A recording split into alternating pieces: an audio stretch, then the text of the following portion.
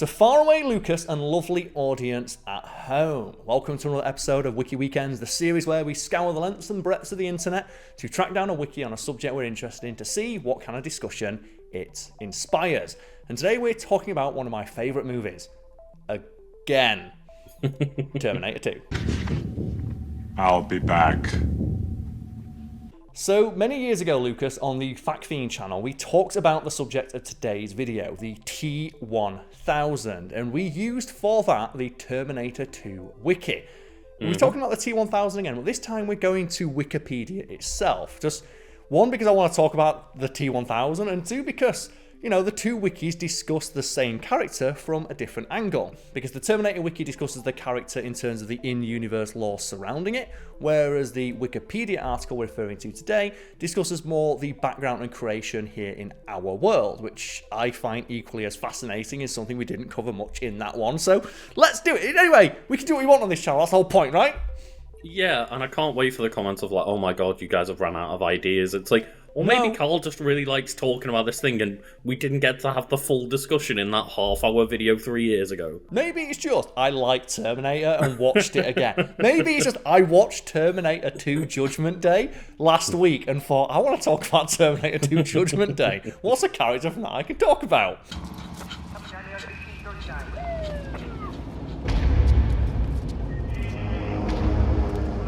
And that resulted in the T-1000. So the T-1000 is a fictional character in the Terminator franchise, a shape-shifting android Terminator assassin. It is the main antagonist of Terminator 2 Judgment Day, as well as an antagonist in Terminator Genesis and the theme park attraction T2 3D Battle Across Time. And Terminator 2 came out in a weird period of time where, like, do you know what, now we have, like, cinematic universes. Like Marvel's got a cinematic universe that's like TV and movies. And sometimes, like, you know, there's comic books that kind of link into them, or like sometimes video games will have like tie-in comic books and stuff. Yeah. Terminator 2 had a tie-in theme park ride. That is canon. Whoa, where are we? The future. Final battle between humans and machines. Great, I'd rate this rescue about a 2. Yeah, that's what always gets me is the fact that, like, some Universal rides and stuff are, like, canon to their franchises. James Cameron filmed extra stuff when he was making Terminator 2, specifically for the theme park ride, and the theme park ride no longer exists. Friend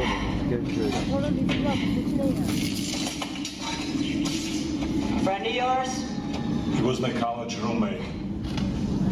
Get the sergeant charges. Do you know, like, there's that conversation about just archiving of media, like Warner Bros. Is just deleting that Wile E. Coyote movie, for example. Yeah, and the Batgirl movie that was finished as well. We're going to delete it for tax purposes. Like, same thing happened with Terminator 2, one of the most like iconic, successful, famous movies of all time. A direct continuation of the story happens in a theme park ride that no longer exists. And isn't that weird to think that Terminator 2, the ending to Terminator 2, is a theme park ride? A theme park ride that no one has access to see anymore. But the idea that, like, so people, like, a cinematic universe is one thing. I've never heard of a cinematic universe where a theme park ride is canon.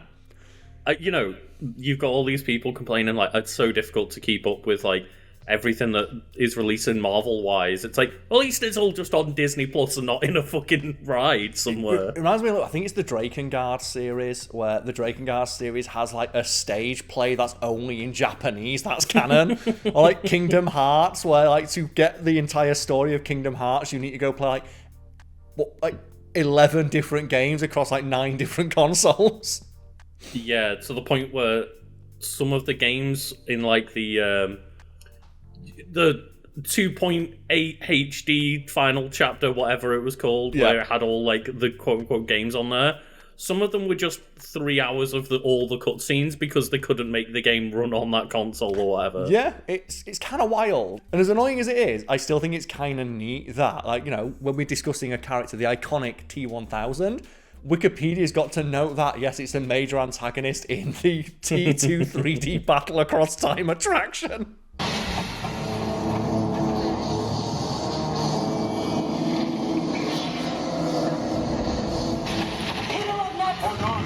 And I think parts of it are mentioned in this copy of like the film that I have here. Like part of the extra like features that you have is like an interview with James Cameron in the making of, where they talk about how he was filming extra stuff for the theme park, right?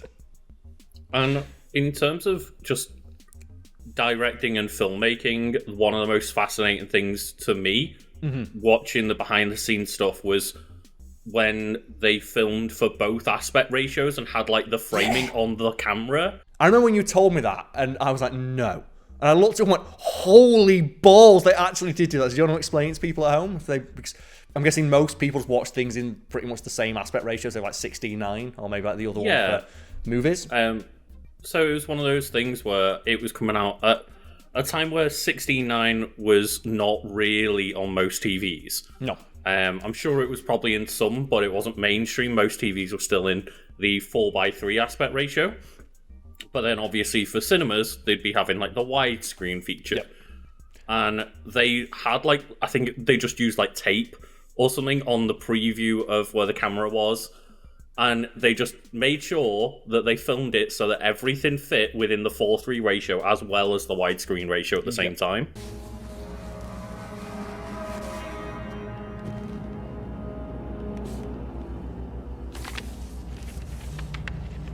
Because this movie was made at a time where widescreen televisions were not widely adopted enough to, to only film stuff for the widescreen version. And anyone old enough to remember the 90s will remember that. That change over from 4:3 to widescreen. Now, for the first time on video, you can savor the true experience of these blockbusters in their original format. Widescreen. Hey, motherfucker. And that is a fascinating era to go look back on, because they basically had to keep in mind two different ways that the media would be viewed. Or in the case of like a movie, three different ways. You have like the cinema screen, widescreen, and then 4:3. Have plenty of copies on hand, because Live's TV ad campaign will have every renter awaiting street date. Get set for the biggest and most exciting event in the history of video. And in the case of Terminator 2, like you said, James Cameron was keenly aware that people watching at home on 4:3 televisions might not have access to all of the information on screen in the widescreen version. So specifically framed every shot so all the key information would show up on a 4:3 screen. And for anyone thinking, well, does this really matter? Yes, there are some pretty infamous examples of like badly done crops of movies and TV shows that either remove like critical information or just make it not make sense. For example, Ghostbusters is a pretty infamous one where the ending of Ghostbusters on VHS literally cuts Winston out of frame. Winston, who was supposed to be played by Eddie Murphy, but got more or less written out of the movie when he passed on the role. And eventually cropped out on home video too. Oh no. So it just looks like there's only three Ghostbusters confronting the final big bad. And yeah, so, one of the main characters gets cut off in the 4:3 version of that movie. And I think the discussion that was had not long ago when content came to Disney Plus, one of the easiest ways to show it off is that the Duff joke doesn't work in The Simpsons. The Simpsons, they just cropped it to be in widescreen, not realizing that a lot of visual information is lost in that regard. And I still think one of the you look at it and you read it and you go, it must be nice just to be an idiot. It's someone complaining about the black bars on their television when watching movies. It's like, well, I paid for a big TV. Why are the black bars on the top or the side sometimes? I want to use all of my TV. And they just could not understand that. By doing that, you will be losing visual information from the piece of media that you're consuming. It's like, no, I want my entire TV screen to be filled. And I remember doing this as a kid because I'd watch Dragon Ball and be like, no, I want it to fill the whole screen. So I'd go and press the aspect ratio button on my TV to make it zoom in. And all of Dragon Ball's on the screen now, but that was me at 10 years old, not an adult. Yeah, it's a childish way. The black bars on the side of the screen, I'm not utilising all of my television. I want it to be as big as possible. You don't realise that, visual information has been lost there. And this is one of the reasons why, annoyingly, I've still not seen the film Parasite. Because after the film came out and won all the awards, I'm like, I want to go watch this. And then I found out that the director specifically had all of the sets built to be in IMAX ratio. Oh. And I don't want to watch it on my TV, even though I've got a nice TV and like home theater setup. I need to watch it in IMAX, but they've not like done a like re-release in IMAX anywhere near me yet. So it's just and I don't want to watch it in any other format because the director literally constructed or had the sets constructed to be in the IMAX aspect ratio. Like, I need to know. Yeah, and just it's one of those things of you're literally missing out on part of the experience if you just go watch it on a widescreen TV. Exactly, but that's a conversation for a different day. In the films, the T-1000 was created by the franchise's main antagonist, Skynet, a rogue, self-aware artificial intelligence that directs its robotic creations against the human resistance in an all-out war. The T-1000 is described in Terminator 2 as being composed of liquid metal or a mimetic polyalloy, nanorobotics, that can manipulate itself to assume various forms, normally Robert Patrick.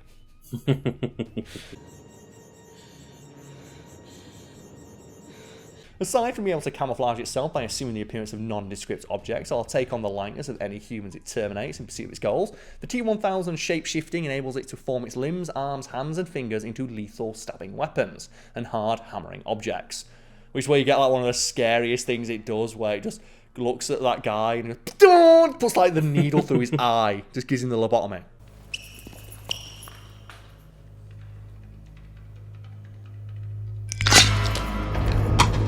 I do think that obviously it's for the purposes of the movie and everything, but if the T-1000 was clever, that would be the easiest mission of all time, because just shapeshift into a random person. That's what he does. He does, but like, he spends most of the time looking like Robert fucking Patrick, and they know exactly who the person to run away from is. Yeah, and for the movie's logic, it could probably transform a little bit more. It could probably utilize the transformation ability a little bit more than it does before it just resumes its default Robert Patrick form. But Robert Patrick just looks so threatening. Yeah, and it is for the purposes of the movie, right? Like, it would be a really boring story if it was just, well, the T-1000 kept shapeshifting until it caught John Connor off guard and killed him. Oh, that could be quite interesting, because it reminds me a little bit of the film Critters. Like, have you seen Critters? I don't think so, no. So Critters is just about these little critters that come from space and just dick around and like eat people. And they are being hunted by these intergalactic bounty hunters. And their gimmick is that they can transform into anyone they want to better blend into whatever planet they land on to hunt the critters. Transform.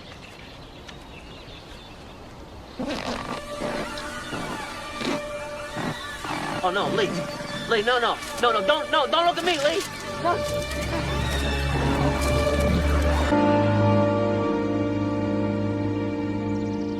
And one of the bounty hunters in one of the movies can't decide who it wants to look like. And one of the things that it does throughout the series is keeps just picking random people to turn into. So randomly it'll be like a supermodel, then it'll turn into just like some dude, but still wearing the same costume, doing all the same stunts. It's pretty cool, actually. Hey, wait up! Hey, Lee! Yeah, I don't wish for the sake of the movie that they did transform more, but I think, yeah, it certainly doesn't make it seem like a very clever Terminator when it could just be a kid in the arcade until John Connor shows up to play arcade games again. And admittedly, it's got a pretty good idea to start with of, I'm going to assume the form of a trusted authority figure, a police officer. Lol. Like, that's the thing, innit? That's aged pretty poorly now. But, a trusted authority figure, someone who can, move about without being bothered. Because no one's going to stop a police officer in full police officer uniform walking with the purpose that Robert Patrick does. Yeah, exactly. It's pretty good for infiltration. Like, you can basically go anywhere with that outfit. But the moment that they know what it looks like, it should be looking like other people. But I guess, it does try and do that a little bit. It tries to look like John Connor's mum, which doesn't work because, the Terminator realizes that it's taken over his family. We get that great line of, both your parents are dead. Just fuck you. If both the parents are dead. And then it tries to look like his mum, which I think is a good one. And I guess we've got to point out the fact that Terminator 2 makes extensive use of twins.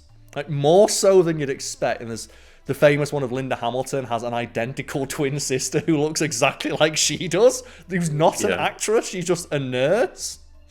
And nobody knew that she had an identical twin sister until they were like storyboarding some of the scenes where, oh, it can turn into anything. It'll turn into another Sarah Connor. How will we achieve this effect? And Linda Hamilton said, well, I've got a sister who looks exactly like me.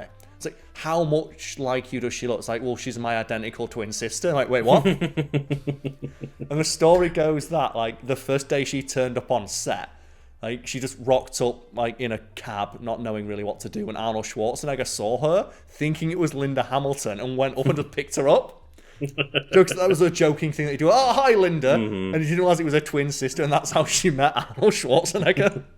She turns around very sweetly and says, hi, I don't think you have any idea that I'm Linda Hamilton's twin sister, Leslie. And he didn't get it. He didn't. Still not believe it. Is that the way that they achieve the effect for the mirror thing? Is that they use the twins? Yeah.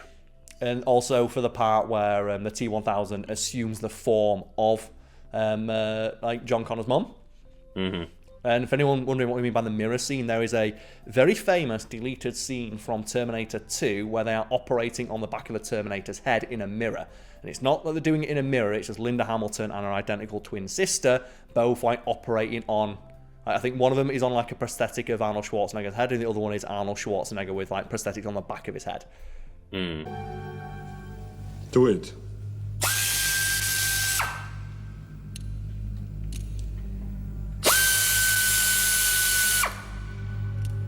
Now open the port cover.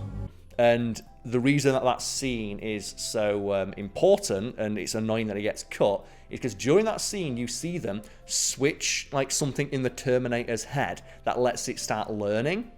And it's from that point that the Terminator starts to show human emotion. Because they allowed it to start learning information and applying it on its own. My CPU is a neural net processor, a learning computer. But Skynet presets the switch to read only when we are sent out alone. Doesn't want you to do too much thinking, huh? No. Can we reset the switch? I forgot that was deleted. I thought it was just in the movie. It's one of those scenes where it's like, you know, it's in the Ultimate Editions and like director's cuts of the movie, they don't cut that out because it's so critical to the plot. But the theatrical cut of the movie, just the fact that the Terminator suddenly starts acting human is never explained. I forgot about that. Getting back to the T-1000 though, creation. Writer-director James Cameron stated his original intention for the sequels that both Terminators sent to the past would be T-800s, like the one played by Arnold Schwarzenegger, with one being stripped down to being a metal endoskeleton from the original film. So he'd just be a skeleton. Which I don't think that'd be very good at blending in.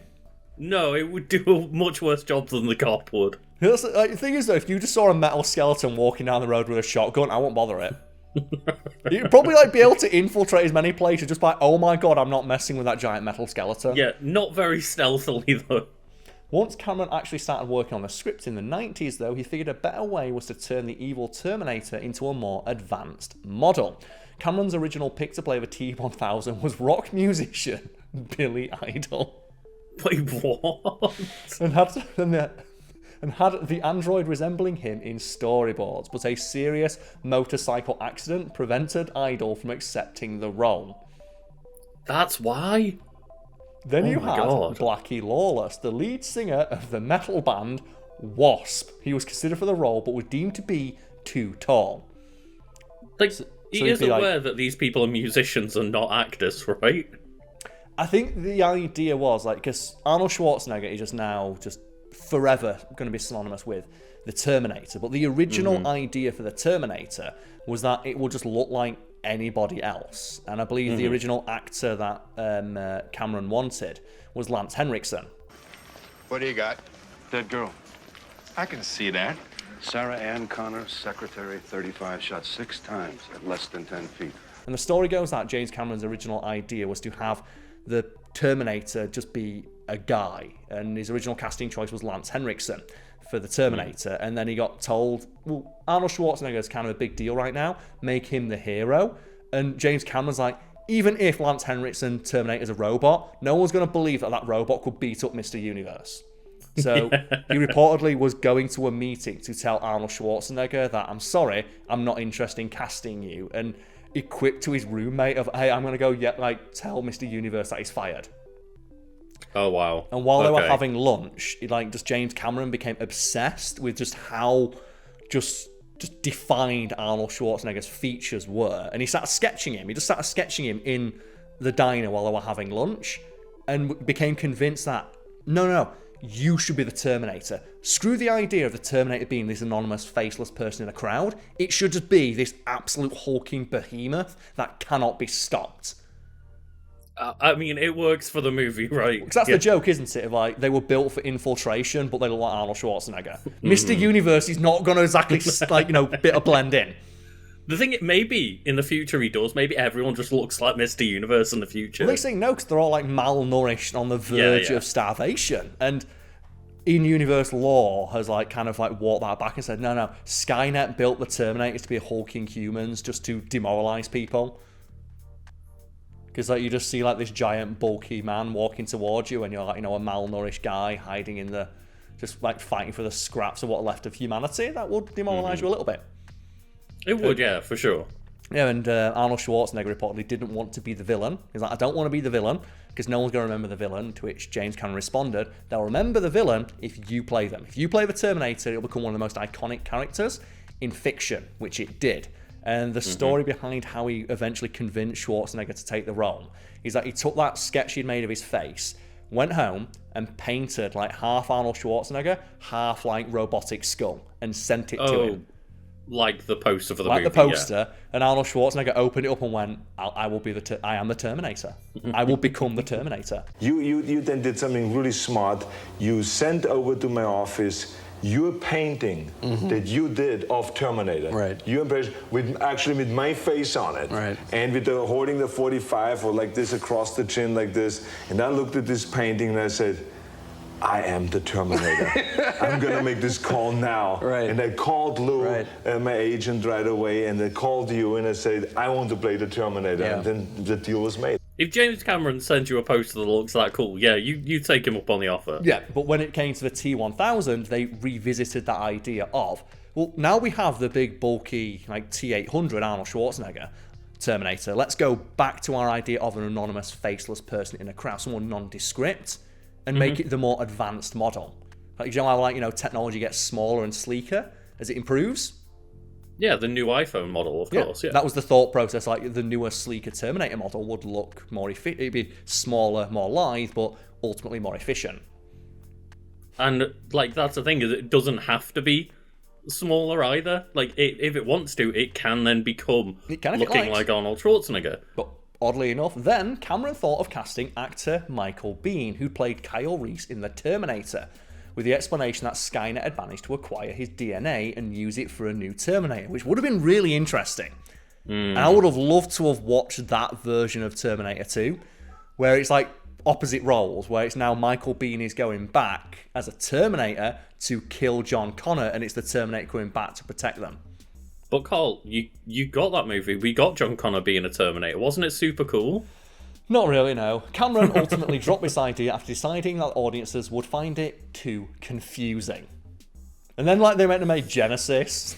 The Salvation, Genesis, Dark Fate trilogy would like to talk to you. Eventually, casting came down to Robert Patrick as a deliberate contrast to the original Terminator, with Cameron stating, and I quote, I wanted to find someone who would be a good contrast to Arnold. If the 800 series is kind of a human Panzer tank, then the 1000 series had to be a Porsche. The man should almost have a dancer's body, not like a gymnast, that's too muscular, but someone who is very powerful, lean, and lithe. He should look like he isn't a physical contest with Arnold. It's a different kind of power. It's pretty cool. And I think it really pulls off with the idea of the liquid metal form that can just become anything, can reform itself. It does feel so much more significant. When I went in there, I was just sort of tipped off that I was supposed to create some sort of an intense presence. And I started playing around with that with Mally, and there was something she saw, and she said, whatever that is, whatever you're doing right now, why don't you keep that going? Yeah, And then we have here, for a more machine-like performance, Patrick had to learn how to fire a pistol without flinching or blinking and run effortlessly without heavy breathing or signs of exhaustion. And we've just got to give a shout out to the bit where he's chasing John Connor on foot. And Robert Patrick, in real life, outran the motorcycle.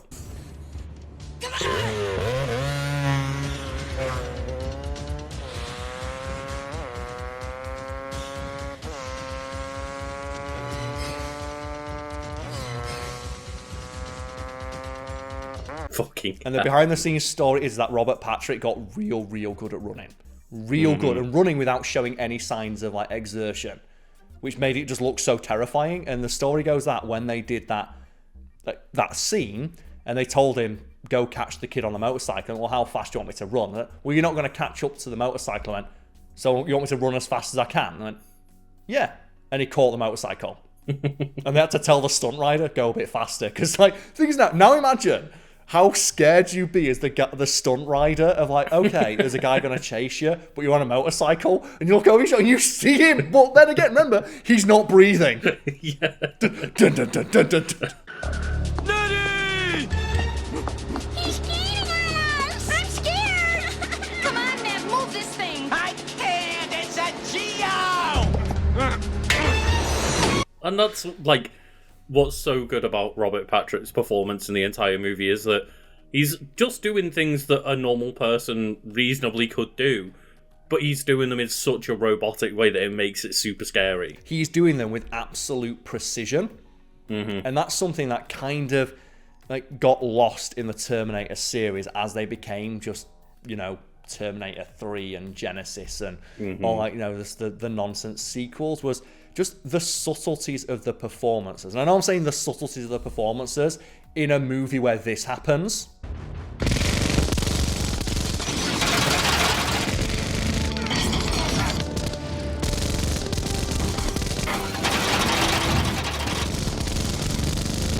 But I really do appreciate how hard Arnold Schwarzenegger tried in that first movie to portray an inhumanly precise killing machine. And the detail I always point out is just when he's driving through just the underground parking lot, and you'll see that before he moves his head, he moves his eyes.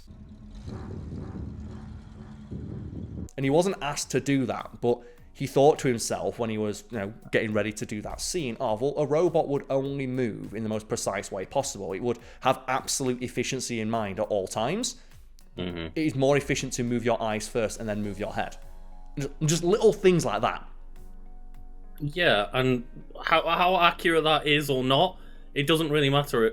Regardless, it makes it feel inhuman. Same with Robert Patrick, where he wasn't asked to not blink while firing guns, but he went ahead and learned how to do that anyway. And there's like the famous shot that everyone always singles out is where it's just the initial confrontation between the T-1000 and the T-800, where he just fires like a pistol, just reloads it, puts it and keeps shooting, and he never blinks once. And Robert Patrick has said, actually, I did blink once, and it makes it into the final cut, and it annoys me that they won't let me do it again.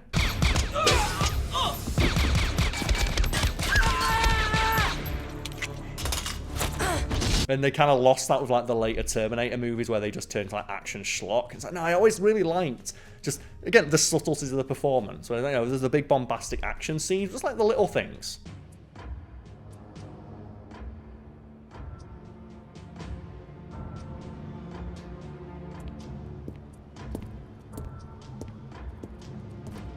And just as an idea of like the level of thought that went into like, you know, these portrayals, there's like the famous argument between Arnold Schwarzenegger and James Cameron for the first movie about the most iconic line possibly of Arnold Schwarzenegger's entire career, and that's a career that has a lot of good one-liners in it. And do you know what it is, Lucas? It is. Yeah, it was the argument of I'll be back or I will be back. Yep, because Arnold Schwarzenegger did not want to say I'll be back. One, because his accent made I'll sound a bit weird. Like he says, like, you know, my accent is like I'll. I struggled with that pronunciation. And also that I didn't think a robot would use contractions. I'm experiencing subspace interference, which limits my abilities. I can't operate as quickly as... What did you say? I said I cannot operate... No, that's not what you said. You said I can't. You used a contraction, didn't you? Sir, I can explain if you would just give me a moment. No, you can't. Don't even try. I thought that a robot would say I will be back because he will not use contractions because they're a human thing. And James Cameron's like, no, the line sounds better when it's I'll. It does just sound like... It makes sense to have the argument, but at the same time, I'll be back just sounds better for a good line. It does sound better, yeah. And it sounds really great in his accent as well. Like, I know he didn't like it initially, but Joe, that I'll be back. That's like, it's the thing everybody knows. Maybe I should say, I will be back. And Jim Cameron said, you see, Arnold, I don't tell you how to act. Never. Because you're terrific. That's why you're playing the Terminator. But don't tell me how to write the script. Yeah, and as you say, it's maybe the most iconic out of all of his iconic lines. I remember we did a video a few years back for Fact Fiend about, like, you know, just movie quotes, like famous ones. Arnold Schwarzenegger has like 7 of them. Yeah, like the top 50 quotes of all time or something, and like Arnold Schwarzenegger's just, yeah, like a 6th of the list. Yeah, and we've got the classics, you know, I'll be back, I lied, you know, put that cookie down. Would you have like a less, like, you know, popular or famous Arnold Schwarzenegger quote you want to put a clip in of? Because he's got so many, and they're all great. Does.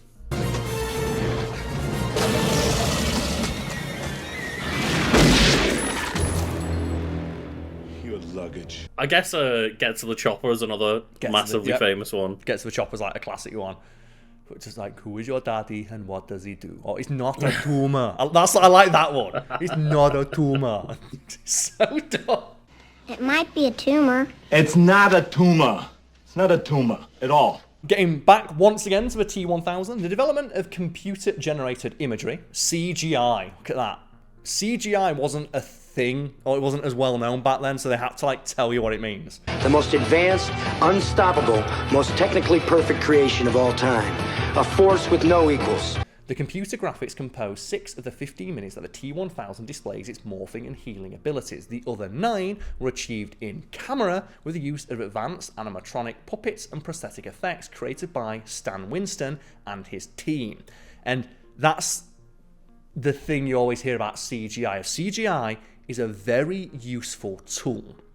However, it is a tool a lot of creators become overly reliant on. And whenever you see discussions of like CGI holding up really well, it's generally films where CGI is not being used exclusively. It is being used in tandem with other, often practical effects to just create a more full experience. The more processes that you can do in the digital realm, the better off you're going to be, because there's no degradation, there's no generational loss, there's no scratching and dirt in the elements.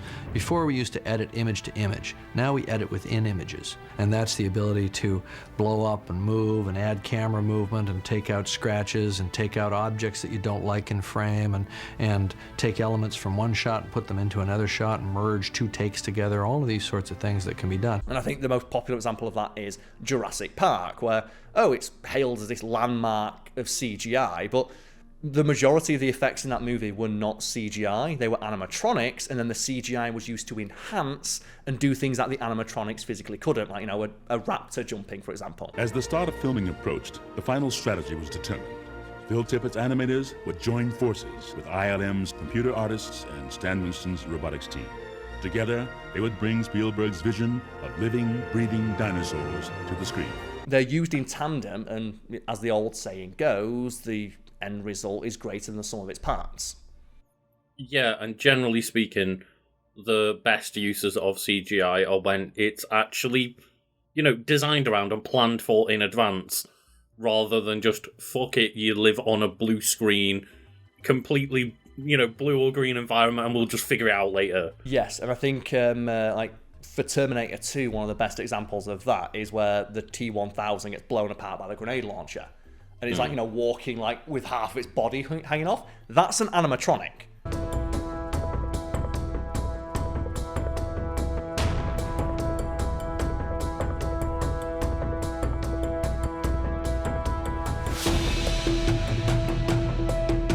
That's a real animatronic that they built, but then they splice in CGI of the face and stuff.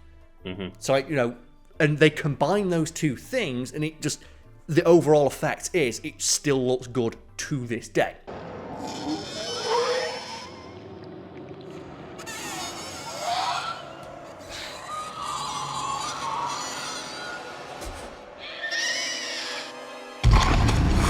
Whereas if it was entirely animatronic, it might look a bit dated, or if it's entirely CGI, it would definitely look dated. But combined together, the limitations of each are covered by the strengths of the other, and vice versa.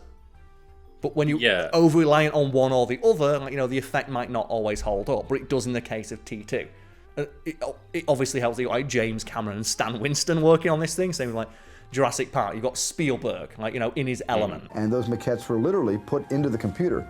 So the computer had a design that would configure and wouldn't vary. I didn't want people to say, oh, that's a CGI shot. I wanted to bridge every single technology so the film would simply be, that's a dinosaur. Yeah, and it's just so funny to have this conversation, and then, you fast forward to James Cameron's current projects of Avatar 3 through 9 or whatever. I still think when he was getting mad at like Marvel movies being nothing but sequels, and the fact that nobody had the balls to ask him what he was working on.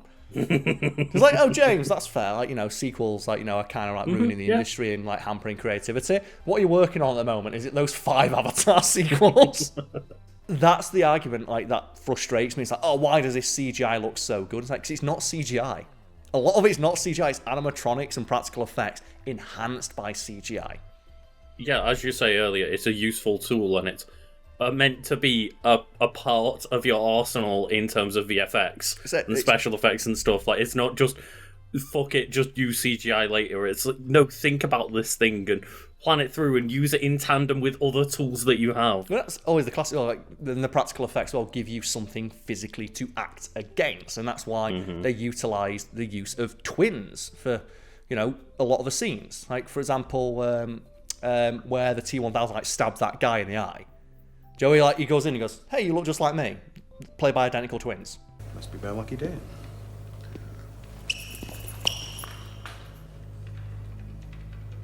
Yeah, and it's just that classic thing of, is it Ian McKellen, right? Where he just wanted to give up playing on the set. It's so sad. Just like, it's the saddest thing of just hearing that I was just on my own in a giant green room and just wanted to give up. Do you want me to cue you for the Judders? I'll cue you for the, say, 3, 2, 1, crash. Just tell me what happens, and then I'll try and do it without you telling me. Because this is not why I think the quote from him is, this is not why I became an actor. And, we've got appearance and abilities in the T2 storyline. The T-1000 is made of liquid metal. The T-800 explains that the T-1000 is a more advanced Terminator composed entirely of a mimetic polyalloy, rendering it capable of shape-shifting, near-perfect mimicry, and recovery from damage. And that's kind of the joke about the Terminator series, where they always say, okay, each Terminator sequel introduces a new, more advanced Terminator. None of them hold a candle to how powerful the T-1000 actually is. Like, in Terminator 3, they say, oh, the TX. It's the Terminator that hunts other Terminators. It's not as good as the T-1000. But we covered in a previous video that the reasoning lore-wise, while they like explain it away, is that Skynet's afraid of the T-1000 overthrowing them, so they stop making them. Yep, so the explanation, as far as I recall from in-universe materials, that the T-1000 is essentially just a giant brain. Like, all of it is just a brain. And that toggle that they have in the T-800's head of like allowing it to learn is basically always on in the T-1000 to allow it to better adjust to its environment and learn and utilize its abilities more effectively. The problem is that almost according to in-universe lore, every T-1000 they made just immediately gained self-awareness and just ran away. And that's how they explain why they never bring it back, because I think even just in like Terminator 3, for example, like where the TX, it's chasing after John Connor, and the Terminator physically grabs it with its hands and stops it from crawling away.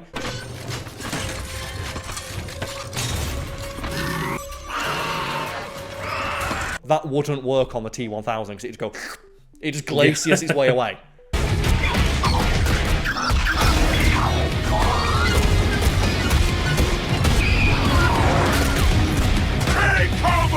They did bring it back for one of them, right? They did bring it back in Genesis? Yeah, and they kill it with acid immediately. Yeah. They immediately kill it with acid, even though that shouldn't have worked.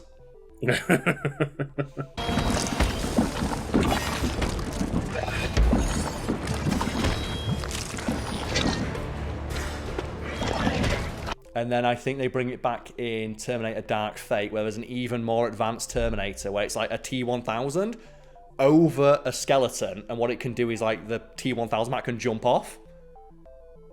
And like it's like a double robot, basically. But the problem is that both of them suck.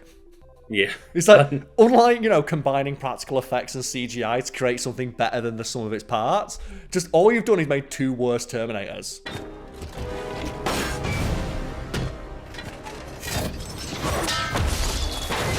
The thing is, though, in theory, then, does that just mean T-1000s could mold together and become super T-1000? They can, yes, apparently so. Like, they say that they can combine together or, like, split apart, and you have two. But every time you split it apart, its processing power goes down.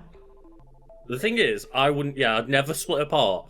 I do like constant fusion dances and just keep getting like more Gogeta inside of T-1000. Make it super dense, just like Alex Mercy way through it. But it says the T-1000 can change its surface colour and texture to convincingly simulate flesh, clothing, and other non-metallic materials. It is capable of accurately mimicking voices as well, including its ability to extrapolate a relatively small voice sample to generate a wider array of words or inflections as required.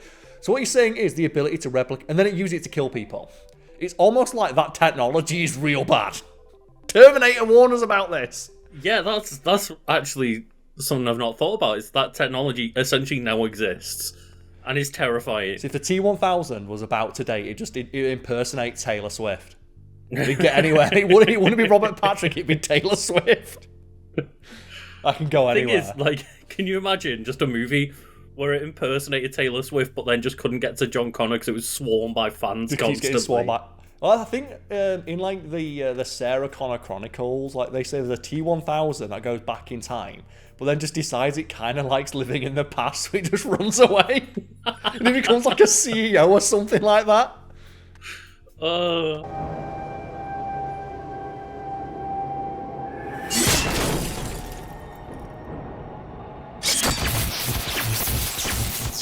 He does mention here, though, that while its morphing abilities are quite advanced, it is limited by complexity, mass, and volume. For example, it can't turn into something that has moving mechanical parts, like a gun or a bomb, and its volume prevents it from taking a form of a much smaller object, like a packet of cigarettes, although it's capable of impersonating larger people. Although the novelization states that mimicking an obese security guard strained this ability. So there is limits to it, yeah. The scariest thing it does, though, is it becomes the flaw. Yeah, I do love the idea, though, of just Robert Patrick morphing into a giant handgun and just shooting stuff. Well, like, some of the best things that it does, like when it's walking through the bars, and it just morphs through the bar, and then his gun gets stuck, because it's still holding the gun. I really like that. And I love, like, you know, he's bemused reaction of just... And that's something else as well they note of, like, the T-1000 is capable of mimicking human emotion. And something that's never really made clear in the film is the T-1000 actually enjoying itself? Or is it just mimicking human emotion? Because it seemingly shows emotion when nobody else is around, and that's the hint towards it gaining self-awareness a lot faster than the T-800 does.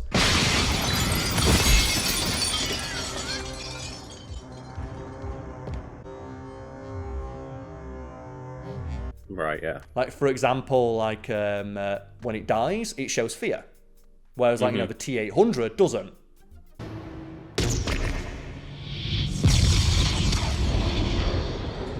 Or, like, when it's torturing Sarah Connor. It's like, call out to John, and it has, like, the sadistic smile. It's like, is the T-1000 enjoying this? Call to John. I know this hurts. Call John. Oh, dear. Like, that's the terrifying part, is... Not that, it could be happy, you know, going and playing some video games or something. It gets, like, just the murder boner of, like, yes, well, the thing I is, will torture you. The T-1000 could play a Nintendo 64, because there's, like, obscene people always point out as a blink and you'd miss it thing, is when it's flying the helicopter, you see a third arm fly out of its chest and steer the helicopter so it can reload a gun.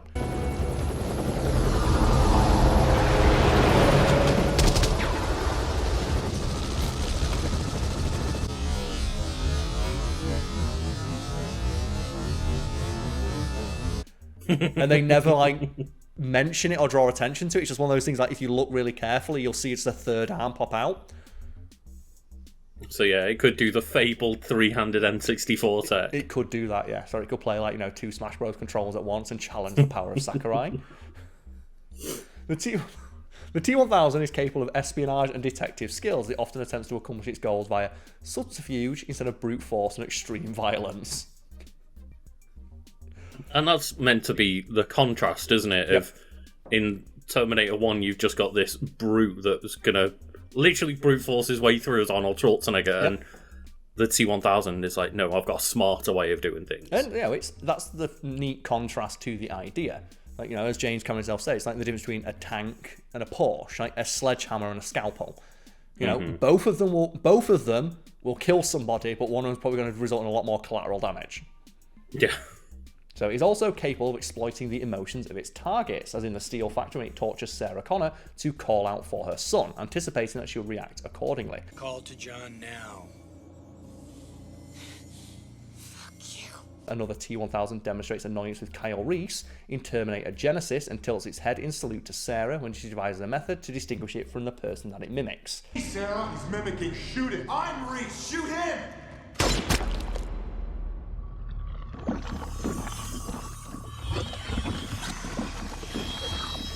Nice try. But it's not clear whether this is like, it trying to elicit or play on the emotions of those it's trying to fool or kill.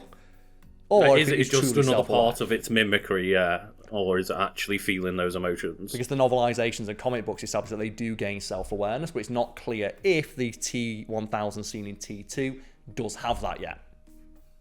Nobody has figured out whether Robert Patrick has emotions yet. Well, he's so good at playing that wrong. He is. He's so really good. at it. I think it's because he's just his face. Like, that completely, just the implacable just facade that he puts on. Feel that he's very in touch with the world and analyzing it and observing it, and that's very much what the T-1000 is about, because he's a perfect chameleon. Yeah, and he is one of those actors where I'm surprised that you didn't see him in more after Terminator 2. Like, he's obviously been in things, but he didn't receive like massive projects afterwards, as far as I can tell. He's more just like he will be villain man for a couple episodes. Like, he's in like the last season of Reacher as villain man. He's in like Peacekeeper as super villain man, because he just plays like a white supremacist with a jetpack. Right. And then he's in a bunch of like crap. I think then he's in X-Files as just guy in suits who's in the FBI. So he's good at that. And we could just go through all the canonical appearances of the T-1000. I thought a fun way to end would be to go through the non-Terminator films in which the T-1000 has appeared. So do you know any? Because there's 1, 2, 3, 4, 5 here. So non-Terminator movies where the Terminator has appeared? Yep.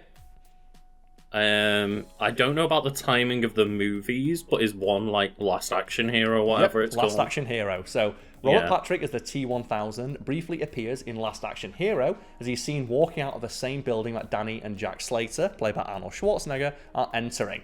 Danny tries to tell Jack about the T-1000 he saw, but Jack ignores him completely.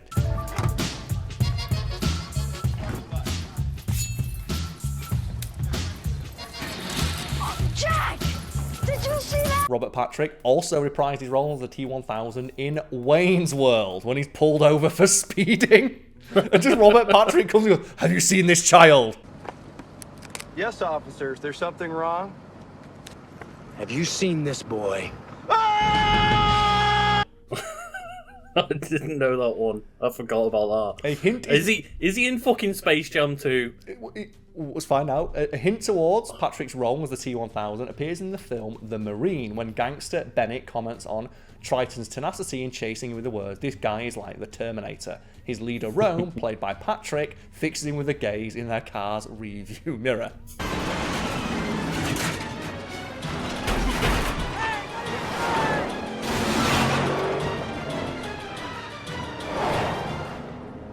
This guy's like the Terminator. And I love as well, there's like a bit, I think it's one of the late night American shows where Robert Patrick just talks about the stare, because that's how he got the role. So he got the role as the T-1000 by just staring down the casting director for about 5 minutes. And this wasn't mentioned in like this wiki entry, but I do know the story offhand because it's just really funny. And the story goes that Robert Patrick went into audition and they asked him, why do you think you'd make a good T-1000? And Robert Patrick just went... So much of it to me was your expression is what sold it. And the lack of expression, just Yes. a straight-on dead stare. Well, that was pretty much what the audition was. And just didn't blink, move or seemingly breathe for 5 minutes. And the casting director got more and more unnerved, but they couldn't get him to break that facade. And that's how he got the role. I really like the idea that he didn't know what the T-1000 was, and that's just how he auditions for every role. That's why it's why he's not been in much since. And then finally, intimidation tactics. In Reacher Season 2, Episode ATM, Robert Patrick's character, Shane Langston, is discussing with his hitman employee the pseudonyms used by Reacher and Neagley, Starling Castro and Sarah Connor. While Langston knows that Castro is the name of a former Yankees player, when the hitman asks who Sarah Connor is, Langston responds, I don't give a shit. And I like that, you know, he's owned it, but I said he got the roles by going, and he can still do it. Yeah. Like, obviously a lot older in like the interview where he talks about it, but he does it, and like it would unnerve the shit out of you. Yeah.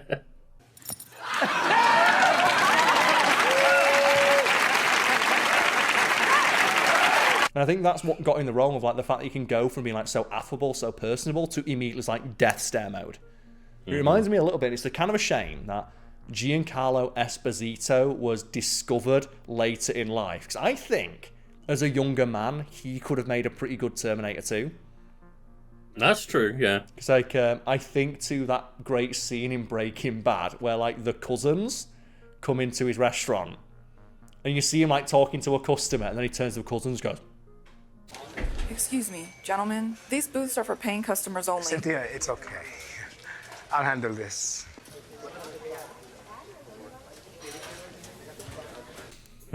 Or like in The Boys, where he's talking to Homelander and Homelander's like trying to ream him out and he just sits there and just stares Homelander down.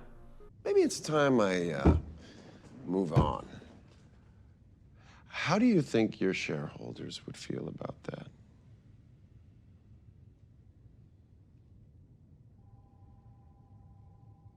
And just that moment where he's like, I do not fear you, Homelander. Yeah. Not 1 minute. Like, you are not the hot shit you think you are. It is a skill. It is a skill. Mhm. Like, you know, not a lot of actors can just have that like ability to just like turn it off then on again. Yeah. And, like, you know, just nothing behind the eyes. And like, you know, Robert Patrick's one of those actors, and so was Arnold Schwarzenegger. So we didn't get an appearance in fucking Space Jam 2 then, no? He was not in Space Jam 2, no. But there we go. So yeah, if you enjoyed this video and would like to talk about more Terminator nonsense, you can do so by following the links to the Wiki Weekends Discord found below, or leaving a comment below with your favourite Terminator film. It's going to be one or two, right? So I think someone out there's favourite Terminator film is Terminator 3. Like, or like Dark Fate or something. No one's favourite Terminator film is Dark Fate. I really hope not. Cheers, everybody.